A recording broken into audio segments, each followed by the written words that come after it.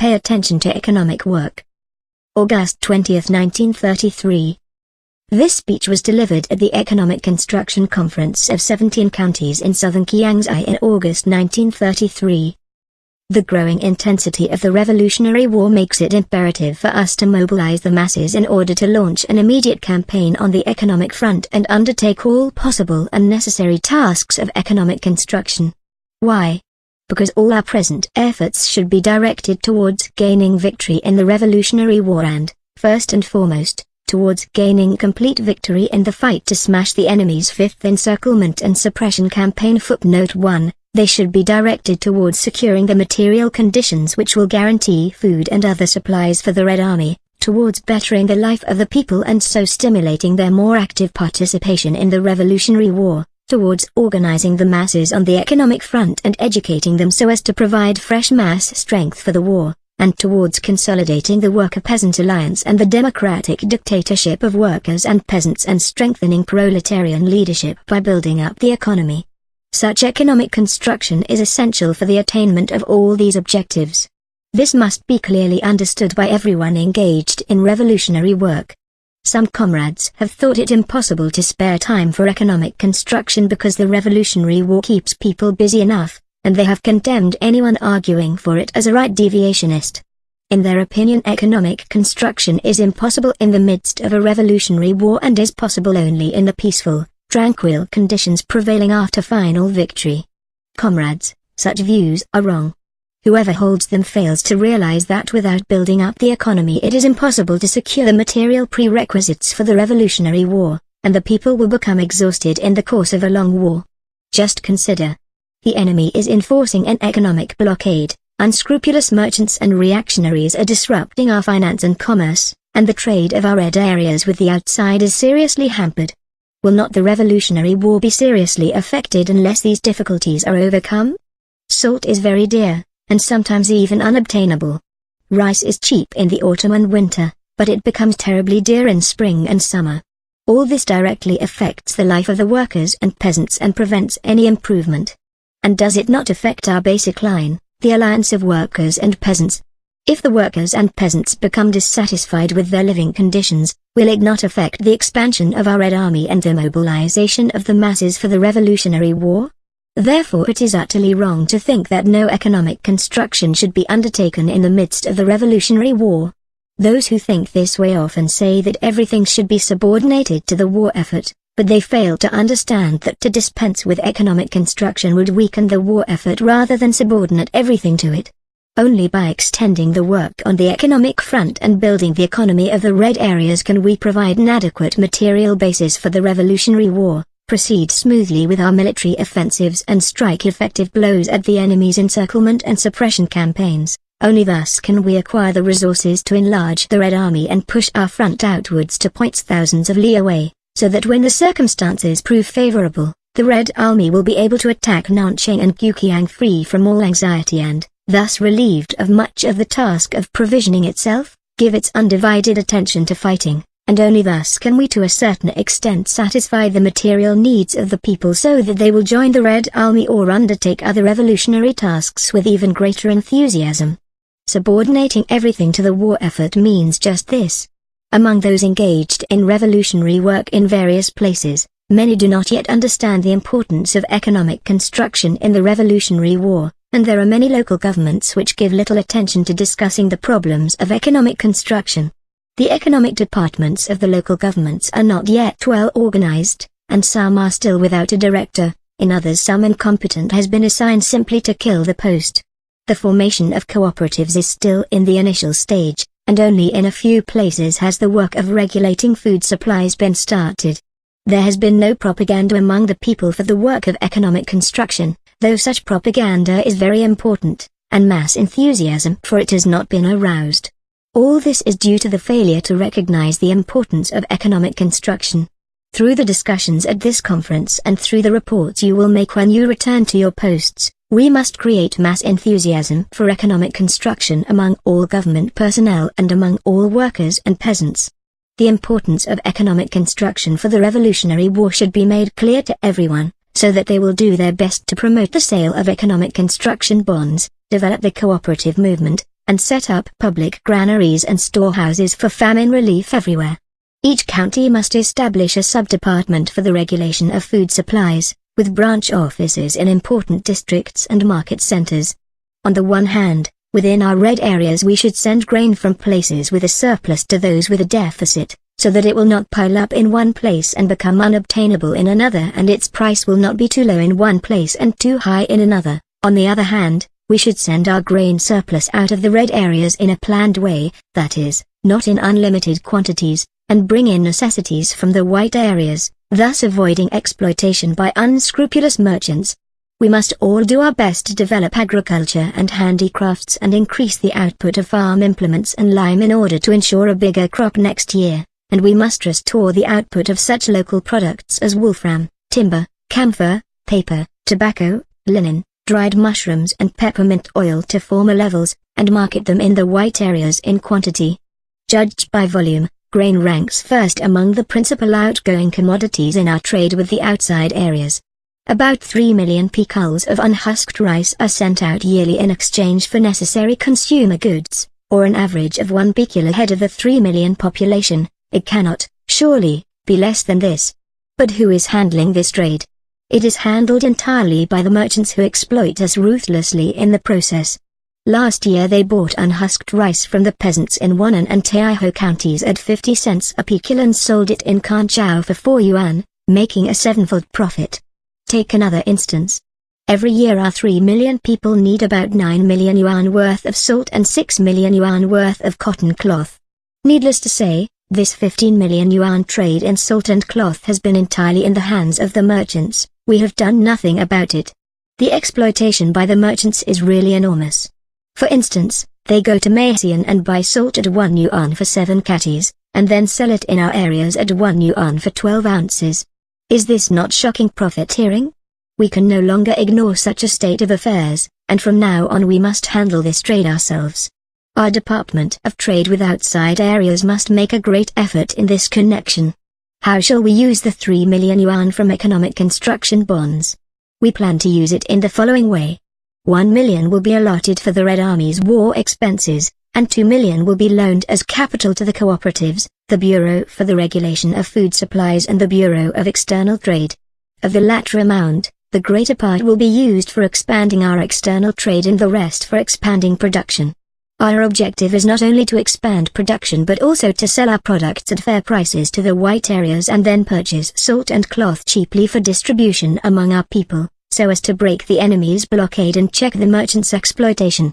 We must bring about the continued growth of the people's economy, greatly improve the livelihood of the masses and substantially increase our public revenue, thus laying firm material foundations for the Revolutionary War and for economic construction. This is a great task, a great class struggle. But we should ask ourselves, can it be accomplished in the midst of fierce fighting? I think it can. We are not talking about building a railway to Lunjai nor, for the time being, even about building a motor road to Kanchao. We are not saying that there should be a complete monopoly of the sale of gram, or that the government should handle all the salt and cloth trade, valued at 15 million yuan, to the total exclusion of the merchants.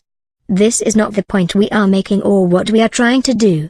What we are talking about and trying to do is to develop agriculture and the handicrafts, and send out grain and wolfram in exchange for salt and cloth, starting temporarily with a fund of 2 million yuan plus the money invested by the people. Is there anything here that we should not undertake, or that we cannot undertake and achieve? We have already started this work and achieved some results. This year's autumn harvest is between 20 and 25% larger than last year's, or more than our original estimate of a 20% increase. In the handicraft industries the production of farm implements and lime is being restored, and we are beginning to restore wolfram production. The output of tobacco, paper and timber is recovering. Much has been accomplished this year in the regulation of food supplies. A start has been made on importing salt. It is on these achievements that we base our firm belief in the possibility of further progress.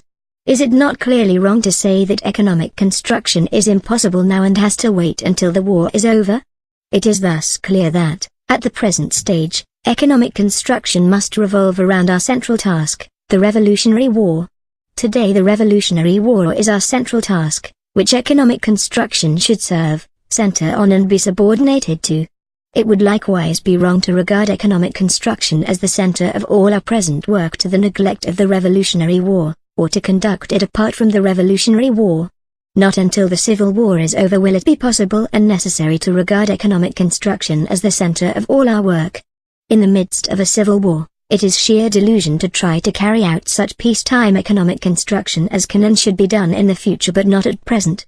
The tasks for the present are those urgently demanded by the war. Every one of them should serve the war, none is a peacetime undertaking separate from the war. If any comrade entertains the idea of carrying out economic construction apart from the war, he should correct this mistake at once. It will be impossible to get a rapid campaign going on the economic front without a correct style of leadership and correct methods of work. This, too, presents an important problem which this conference must solve.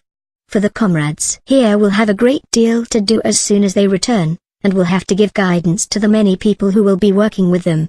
In particular, the comrades who are working at the township and city levels and in the cooperatives, the food departments, the trade departments and the purchasing offices, are personally engaged in the practical work of mobilizing the people to organize cooperatives, regulating and transporting food supplies, and managing our trade with the outside areas. If their style of leadership is wrong and if they do not employ correct and efficient methods, the work will be immediately affected, we shall fail to win mass support for the various tasks, and during the coming autumn and winter and next spring and summer we shall be unable to carry out the whole of the central government's plan for economic construction. For these reasons I want to direct our comrades' attention to the following. Firstly, mobilize the masses by various organizational means.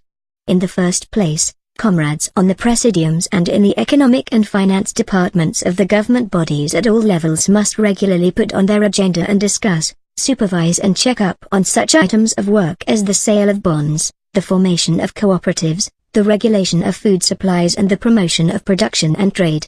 Next, the mass organizations, chiefly the trade unions and poor peasant leagues, must be moved into action. The trade unions should mobilize all their members to join these economic struggles. The poor peasant leagues are powerful bases for mobilizing the masses to build up cooperatives and subscribe to bonds, and they should be given vigorous leadership by district and township governments.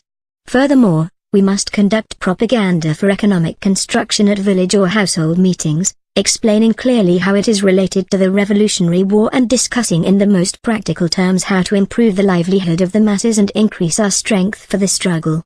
We should appeal to the people to subscribe to bonds, develop cooperatives, regulate food supplies, consolidate finances and promote trade. We should call upon them to fight for these slogans and should heighten their enthusiasm.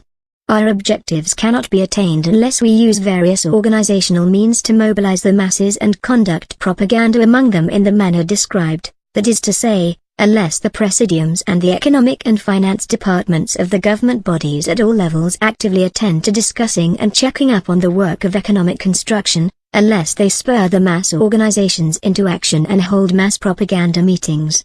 Secondly, we must not be bureaucratic in our methods of mobilizing the masses.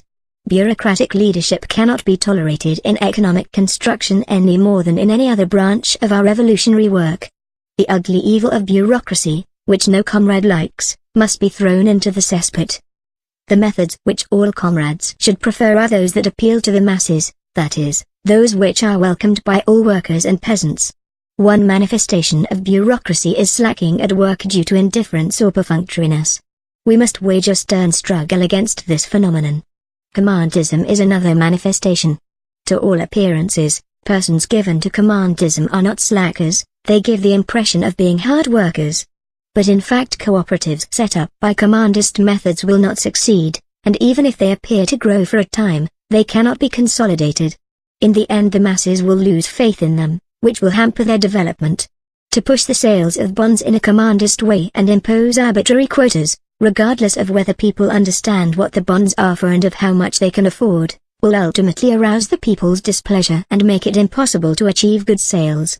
We must reject commandism. What we need is energetic propaganda to convince the masses, and we should develop the cooperatives, promote the sales of bonds and do all the work of economic mobilization in accordance with the actual conditions and the real feelings of the masses. Thirdly, large numbers of cadres are needed to extend the campaign of economic construction. This is not a matter of scores or hundreds of people, but of thousands and tens of thousands whom we must organize, train and send to the economic construction front. They will be the commanders and the broad masses the soldiers on the economic front. People often sigh over the shortage of cadres. Comrades, is there really a shortage? Innumerable cadres have come to the fore from among the masses who have been steeled in the agrarian struggles, the economic struggles and the Revolutionary War. How can we say there is a shortage of cadres? Discard this mistaken view and you will see cadres all around you. Fourthly, economic construction today is inseparable not only from the general task of the war but from other tasks as well. Only if there is a thorough check-up on land distribution, footnote 2, will it be possible to abolish feudal and semi-feudal ownership of land completely, enhance the peasants' enthusiasm for production and swiftly draw the peasant masses into economic construction. Only if the labor laws are resolutely enforced will it be possible to better the life of the workers, bring them speedily into active participation in economic construction and strengthen their leadership of the peasants.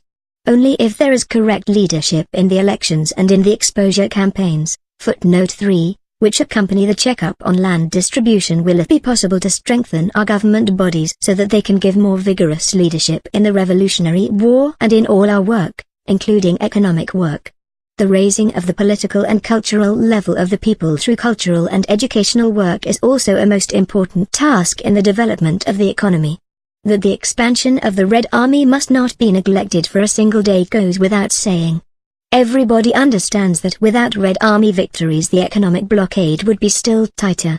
On the other hand, economic growth and a better life for the masses will undoubtedly be of great help to the work of expanding the Red Army and inspiring the masses to march eagerly to the front. To sum up, if we achieve all the above tasks, including the very important new one of economic construction, and if we make them all serve the Revolutionary War, then victory in the Revolutionary War will undoubtedly be ours. Notes. 1. Between 1930 and 1934 Chiang Kai-shek launched 5 large-scale onslaughts against the Red Area centered on Juichin, Kiangsi. They were called encirclement and suppression campaigns. The 5th of such campaigns began in October 1, though Chiang Kai-shek had been making active preparations for it since the summer. 2. A campaign to check up land distribution was carried out in the Red Area after the agrarian reform to ascertain whether the land had been properly redistributed. 3. Exposure campaigns were democratic campaigns in which the people were encouraged to expose misdeeds by the functionaries of the democratic government. Transcription by the Maoist Documentation Project. HTML revised 2004 by Marxists.org.